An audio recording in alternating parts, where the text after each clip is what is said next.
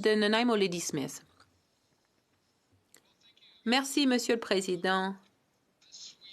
Ce scandale uni, oui, doit être examiné. Le programme ne nous plaisait pas quand il a été annoncé. C'était pas juste de donner l'équivalent de 10 $ de l'heure aux étudiants pour faire du bénévolat à un organisme caritatif. Dans ma circonscription, il nous a manqué des centaines de milliers de dollars pour le programme emploi d'été. Quand c'est arrivé en juillet, j'ai envoyé des lettres à différents ministres libéraux pour leur dire que ces fonds devraient être versés au programme emploi d'été pour aider les étudiants, pour aider les organismes sans but lucratif pendant la pandémie.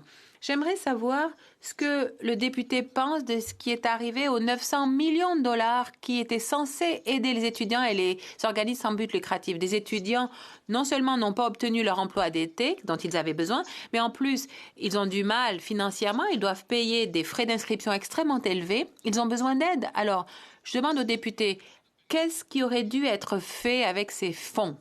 Le député de Chilliwack Hope. Monsieur le Président, c'est ça qui a rendu les choses si incroyables. Le gouvernement nous a dit que la fonction publique ne pouvait pas gérer ce programme alors qu'il existait déjà un programme pour donner de l'expérience professionnelle aux étudiants. Il y a le programme emploi d'été qui existe chaque année.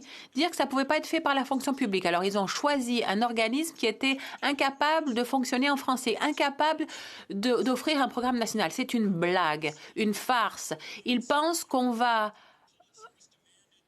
gober leurs paroles, dire que la fonction publique ne pouvait pas faire ce travail. Alors, donnons l'argent à UNI et donc à la famille du Premier ministre, $1,5 million. Reprise du débat par